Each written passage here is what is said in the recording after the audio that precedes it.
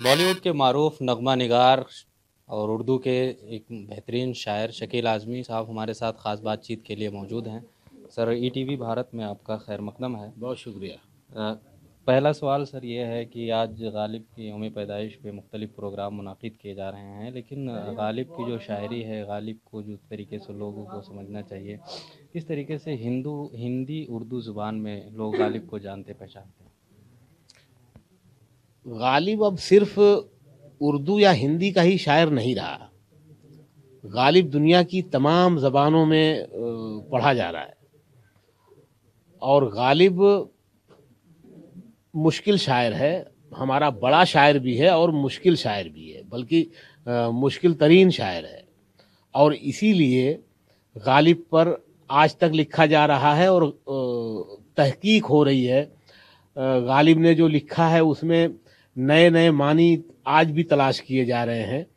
और गालिब की शायरी में, गालिब के अशार में इतनी वसअत है कि कोई ना कोई मानी रह जाता है, फिर कोई नया आलोचक आता है, कोई नया रिसर्च करने वाला आता है, नया मुहक्किक आता है और फिर तलाश करता है और नए मानी निकाल के सामने लाता है। और उसको देख के, उसको पढ़ के लोग हैरान होते हैं कि यार गालिब के शेर में ये भी था जो अभी हमारी नज़र से नहीं गुजरा।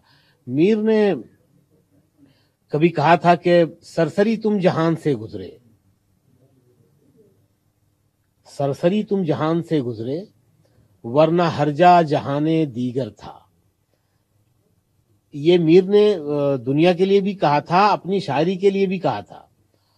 और ये गालिब पर भी, गालिब के अशार पर भी इसका इतलाक होता है। गालिब के अशार बज़ाहिर जब आप पढ़ते हैं या सुनते हैं तो एक सामने का मानी दिखाई देता है, आपको नजर आता है, समझ में आता है, एक या एक से ज्यादा या दो। लेकिन उससे भी ज्यादा मानी उसके शेर में मौजूद हैं जब आप उस शेर में दाखिल होते हैं। तो अल्फाज जो है, जो अल्फाज की बुनत है शेर की, उसमें बहुत सारे सिंबल्स हैं। एक लफ्ज में कई सिंबल्स काम कर रहे हैं। उनके जरिए से हम मानी की तहों तक जाते हैं, मानी के दूसरे सिरे तक, तीसरे सिरे तक जाते हैं, चौथे सिरे तक जाते हैं। तो जितना हम उसको पढ़ते हैं, जितना गौर करते हैं, उतने ज्यादा मानी हमको गालिब के अशार से मिलते हैं। तो गालिब इन मानों में भी हमेशा नया रहेगा हमारे पढ़ने वालों के लिए, लिखने वालों के लिए। गालिब बड़ा शायर था, गालिब कभी मर नहीं सकता। और गालिब अब सिर्फ उर्दू का शायर नहीं है, बल्कि हिंदुस्तान की तमाम जबानों में तो है ही। गालिब दुनिया की सारी जबानों में पढ़ा जा रहा है और हमें अपने इस शायर पर नाज होना चाहिए कि हमारी जबान में गालिब पैदा हुआ। सर, एक सवाल ये भी है कि अभी हालिया दिनों में तकरीबन कल ही या परसों शमशुर रहमान फारूकी जो उर्दू के बड़े नक्काद थे, अजीम कलमकार थे, उनका इंतकाल हो गया। क्या आपको लगता है कि शमशुर रहमान फारूकी के कद का और किस तरीके से उनकी खिदमत है? बहुत ज्यादा खिदमत है, बहुत बड़ा कद। जब मैंने लिखना शुरू किया था 84 में, 1984 में पहली गजल कही थी मैंने, और तब से अब तक मैं अदब पढ़ता रहा हूँ, लिखता रहा हूँ, रसायल में छपता रहा हूँ।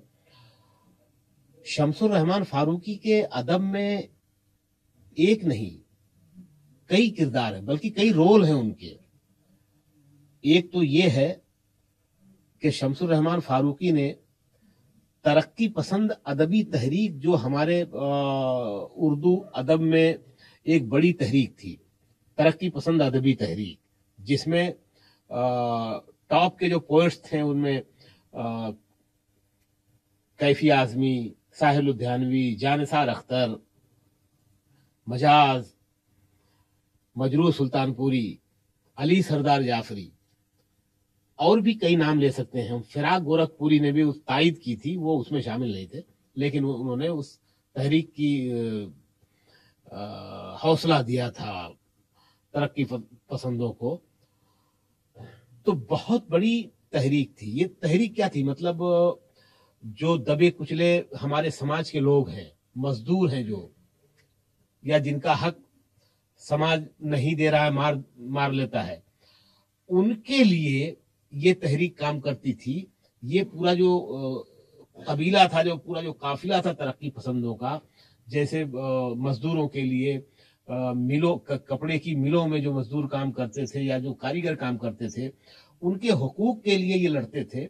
سڑکوں پر آتے تھے، کاغذ پر کام کرتے تھے، گلیوں میں نعرے لگاتے تھے، جلوس نکالتے تھے، مشاعرے پڑھتے تھے. تو یہ ایک بڑی تحریک تھی، اور اس میں بہت کمال کے لکھنے والے لوگ تھے. ایک زمانے میں مطلب پورے بمبئی میں ان کا راج تھا. فلموں میں، اخباروں میں، ڈراموں میں، ہر منچ پر ترقی پسند شعرا ہی دکھائی دیتے تھے. اس کے بعد شاعری میں ایک نئی کروٹ آئی، اور 1960 اور 1965 کے زمانے میں ایک نئی تحریک، جس کو اردو شاعری میں جدید شاعری کہتے ہیں، ماڈرن پوئٹری، اس تحریک میں بہت سارے لوگ جیسے ناصر کاظمی، ابن انشا، خلیل الرحمن اعظمی، اور آخری کی صفوں میں ندا فاضلی، زبیر رضوی، محمد علوی، بشیر بدر، شہریار، یہ بھی ایک بڑی فہرست ہے، اور بہت اچھے لکھنے والے اس تحریک میں بھی شامل ہوئے. تو اس تحریک کو مزید جلا بخشنے کے لیے شمس الرحمن فاروقی نے ایک رسالہ نکالا، ایک میگزین نکالی. یہ ایک رول کی بات کر رہا ہوں. اس میگزین کا نام تھا شبخون. شبخون کے ذریعے ان نئے لکھنے، اس وقت وہ نئے لکھنے والے تھے ترقی پسندوں کے بعد، جو ہمارا یہ جو میں نے ابھی نام گنوائے، جو جدید جو پوئٹس تھے ہمارے، ماڈرن پوئٹس، ان کو اپنے رسالے میں انہوں نے چھاپنا شروع کیا، اور ایک بڑا پلیٹ فارم دیا جس کا نام تھا شبخون، جو الہ آباد سے نکلتا تھا. ایک رول یہ ان کا. اس کے علاوہ وہ افسانہ نگار بھی ہیں، وہ کہانیاں بھی لکھتے ہیں. اس کے علاوہ وہ شاعر بھی ہیں، ان کا شعری مجموعہ بھی چھپ چکا ہے. اس کے علاوہ وہ ناول نگار بھی ہیں. انہوں نے ایک ناول لکھا جو کافی مقبول ہوا ہے، اور کافی ضخیم، کافی موٹا، وہ بہت صفحات، سینکڑوں صفحات پر وہ ناول ہے. اس کا نام ہے کئی چاند تھے سرے آسماں. اس کے علاوہ سب سے بڑا کام جو ان کا میں سمجھتا ہوں وہ ہے شاعری پر ان کی تنقید. شاعری کو جس طرح سے انہوں نے سمجھا ہے، اور جس طرح سے ان کو سمجھایا ہے اپنے پڑھنے والوں کو، یا ہم یہ کہہ لیں کہ اسٹوڈنٹس کو، جس طرح سے شاعری کو سمجھایا، شاعری کی سمجھ ان کی کمال تھی. بلکہ انہوں نے شعر، غیر شعر، نثر، ایک کتاب یہ لکھی، اور اس میں یہ سمجھایا ہے کہ شعر کیا ہوتا ہے،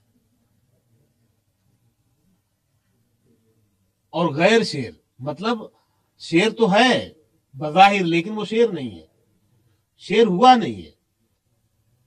اور ایک نثر، مطلب جیسے پروز اور نظم، یہ پوئم ہے، اسی طرح سے نثر اور نظم ہے.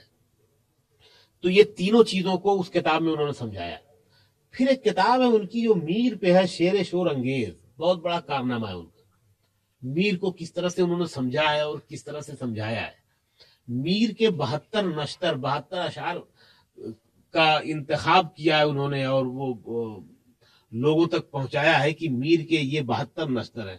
میر کی بہت زیادہ غزلیں ہیں، لیکن ان میں سے 72 شعر انہوں نے چنے، اور ہم پڑھنے والوں کے سامنے رکھا انہوں نے.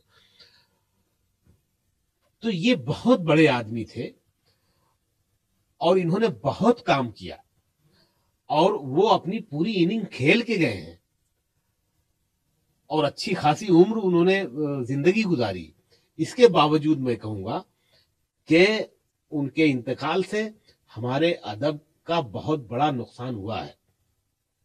جب میں نے لکھنا شروع کیا تھا تو 3 بڑے کرٹک ہمارے اردو ساہت میں، اردو ادب میں 3 بڑے نقاد تھے، پروفیسر وارث حلوی، پروفیسر شمس الرحمان فاروقی، پروفیسر گوپی چند نارنگ. اس کے بعد بھی کئی لکھنے والے ہیں اچھا، جو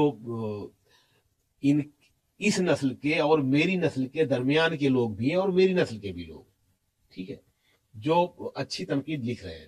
لیکن یہ ہمارے 3 جو ہیں جن کے نام میں نے لکھوائے، میں نے ابھی لیے تھے، جن میں سے 2 کے انتقال ہو چکا، اب وہ ہمارے ساتھ نہیں ہے، پروفیسر وارث حلوی اور پروفیسر شمس الرحمان فاروقی. نارنگ صاحب بچے ہیں، اللہ ان کو حیات دے، ان کو صحت دے. اور بھی دوسرے لکھنے والے ہیں، لیکن یہ جو ان تینوں نے جو کام کیا ہے، اور اس میں شمس الرحمان فاروقی صاحب بھی، وہ بہت ہی، تینوں نے بہت بڑے کام کیے.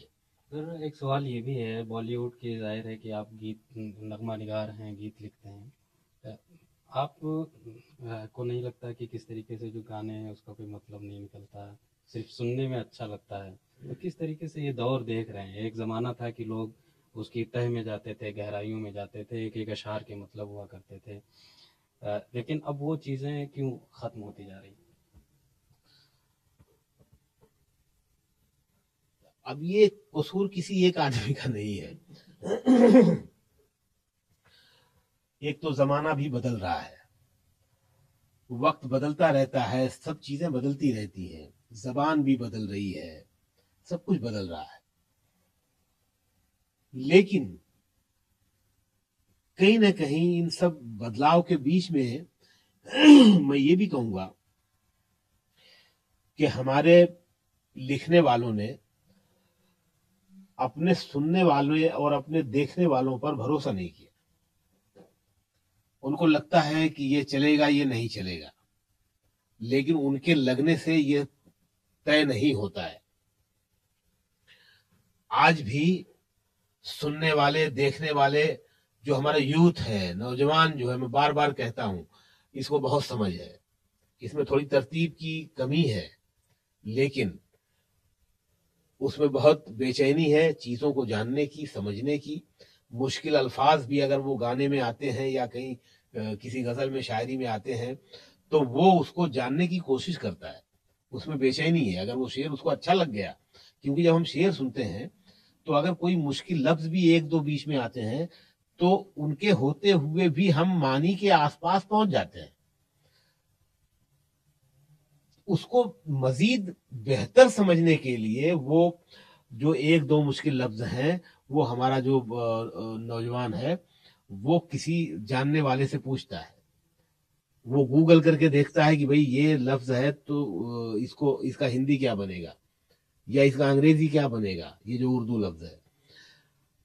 تو کہیں نہ کہیں لکھنے والوں نے اپنے پڑھنے والوں پر، اپنے سننے والوں پر بھروسہ کرنا چھوڑ دیا ہے، میرا ایسا ماننا ہے. سننے والے اور پڑھنے والوں کو میں الزام نہیں لگاؤں گا، یہ کمی لکھنے والوں کی ہے یا لکھوانے والوں کی کمی. اگر ہم فلم کے اعتبار سے دیکھیں تو لکھنے والا بھی کیا کرے گا، وہ ایک حد تک لڑ سکتا ہے، بزنس ہے، اس کو لکھتا ہے، گانا اس کا آتا ہے، اس کو پیسے ملتے ہیں، نام آتا ہے اس کا، اس کو تھوڑی شہرت ملتی ہے، پیسے ملتے ہیں، وہ بھی اسٹرگل کر رہا ہے. لیکن جو لوگ لکھوا رہے ہیں گانا، ان کی ذمہ داری بھی بہت بڑی ہے کہ وہ کیا لکھوا رہے ہیں اور کیا لینا چاہ رہے ہیں. مثال کے طور پر میں انوبھو سنہا صاحب کے ساتھ کام کرتا ہوں، تو انوبھو سنہا صاحب پڑھے لکھے آدمی، الیگیرین ہے، وہ اچھا سنیما بنانا چاہ رہے ہیں اور اچھے سنیما میں اچھے گانے لینا چاہ رہے ہیں وہ.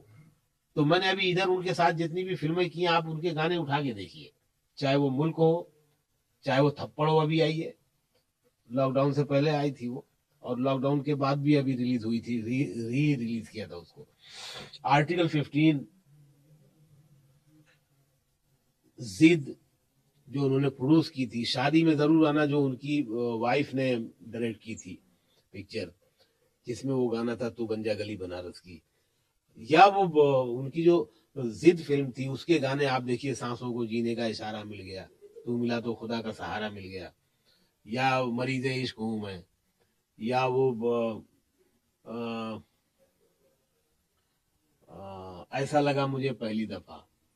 तो ये सारे गाने मेरे, या विक्रम भट्ट की फिल्मों के जो गाने मैंने लिखे हैं, वेब सीरीज के लिखे हैं, या महेश भट्ट के साथ जो किया है, बल्कि मैं तो कहता हूं कि सभी के साथ जो मैंने काम किया है उसमें मेरे गानों में कहीं ना कहीं आपको शायरी जरूर मिलेगी।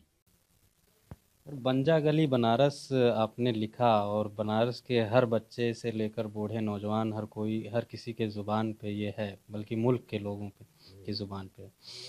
आप बनारस, आज़मगढ़ के से मुंबई का तो सफ़र रहा, बहुत लोग लिख रहे हैं, शेर व शायरी कर रहे हैं। बॉलीवुड में किस तरीके से चांस मिल जाता है, और मतलब आपको ख़ास तौर से? मतलब इतनी तकलीफों से और इतनी मुश्किल से चांस मिलता है कि मैं आपको बता भी नहीं सकता यहाँ पे। बहुत मुश्किल है। मुश्किल हर फील्ड है। हमारा मुल्क जो है वो बड़ा मुल्क है, और 130 करोड़ लोगों की आबादी वाला मुल्क है। मार्केट भी बड़ा है, इसके बावजूद कंपटीशन बहुत है। आप किसी भी फील्ड में जाएं तो आपको सिर्फ अच्छा होना नहीं होता, बहुत अच्छा होना होता है। जब आप सही रास्ते से अपने लक्ष्य तक, अपने टारगेट तक पहुंचना चाहते हैं, अपनी मंजिल तक। बाकी चोर रास्ते तो हर जगह है, ठीक है। फिर वही राजनीति आ रही है, सियासत, जहां मैं नहीं जाना चाह रहा हूं। तो चोर रास्ते बहुत हैं, लेकिन अगर आप अपनी कला में, अपने क्षेत्र में, अपने फन में सच्चे हैं, ईमानदार हैं, और आपने अपना एक लक्ष्य, अपना एक टारगेट तय किया है कि मुझे यहां तक जाना है, अगर आपके अंदर सलाहियत है, काबिलियत है आपके अंदर, आप सक्षम हैं उस काम के करने के लिए जो आप करना चाह रहे हैं, और अगर आप लगे हुए हैं तो आप जरूर पहुंचेंगे वहां पर। निदा फाजली ने कभी एक शेर कहा था, कोशिश भी कर, उम्मीद भी रख, रास्ता भी चुन। कोशिश भी कर, उम्मीद भी रख, रास्ता भी चुन, फिर उसके बाद थोड़ा मुकद्दर तलाश कर। तो ये सब कुछ आपके पास होना चाहिए, और उसके बाद मुकद्दर भी होना चाहिए। आप अच्छे इंसान हो, अच्छे से सबसे बातचीत करें, खुलूस से बात करें, लोगों का दिल जीतें। लेकिन पहली शर्त है कि आप अपने काम में पूरी तरह से माहिर हों, सक्षम हो। उसके बाद ही आप वहां तक पहुंच सकते हैं, वरना वहां तक पहुंचकर भी आप कामयाब नहीं हो सकते, आप सरवाइव नहीं कर पाएंगे। तो ये मैं दूसरी फील्ड की बात कर रहा हूं। और ये जो हमारी जो फिल्मी दुनिया है, सबसे टफ, सबसे मुश्किल जगह है, सबसे मुश्किल काम है। मतलब हमारे इंडस्ट्री में मुश्किल से 15-20 प्रोड्यूसर हैं, जिसमें 5-7-10 बड़े प्रोड्यूसर हैं, और पूरा मुल्क, इतना बड़ा मुल्क जैसे मैंने अभी बताया आपको, हर नौजवान जो थोड़ा खूबसूरत है, या जिसे चस्का लगा दिया उसके अपनों ने, दोस्तों ने, कि यार तुझे तो हीरो बनना चाहिए, हर नौजवान हीरो बनना चाहता है। हर शायर या कवि गाना लिखना चाहता है। हर कैमरामैन जो है वहां पे वो सिनेमाटोग्राफी करना चाह रहा है। काम कम है, उम्मीदवार ज्यादा है। तो ये लड़ाई इतनी बड़ी है, ये स्ट्रगल इतना बड़ा है कि बहुत मुश्किल है, बहुत मुश्किल है। फिल्म इंडस्ट्री जो है वो अजगर है, खा जाती है लोगों को। लेकिन अगर आप अपने काम में माहिर हैं और आपने पूरी तरह से इरादा किया है, सब कुछ छोड़ दिया, आपने त्याग दिया है, बंबई आ गया, और आपने अपने आप से वादा किया है کہ کچھ بھی ہو جائے مجھے یہ کام کرنا ہے، چاہے جو کچھ بھی ہو جائے میں مر جاؤں. ایسا ہی ارادہ کر کے میں بمبئی گیا تھا. چاہے آپ کو جیسے رہنا پڑے، بھوکا رہنا پڑے، سونے کی جگہ نہیں ہے، رہنے کی جگہ نہیں ہے، کھانا نہیں ہے، جیب میں پیسے نہیں ہے. یہ سب سے بڑا امتحان ہوتا ہے جب آدمی نیا نیا بمبئی جاتا ہے. لیکن اگر آپ کے پاس یہ ارادہ ہے اور مرنے جینے کی ٹھان لی ہے آپ نے، اور اپنے کام میں قابلیت ہے، آپ کو سکشم ہے اپنے کام میں، جس کام میں گئے ہیں آپ، تو آپ کو کوئی روک نہیں سکتا، آپ ضرور کامیاب ہوں گے. جی بہت شکریہ. تو ظاہر ہے کہ بالی ووڈ کے معروف نغمہ نگار Shakeel Azmi E T V Bharat سے خاص بات چیت کر رہے تھے اور تمام سوالوں پر انہوں نے کھل کر اپنی رائے کا اظہار کیا. ای ٹی وی بھارت کے لیے بنارس سے خورشید احمد.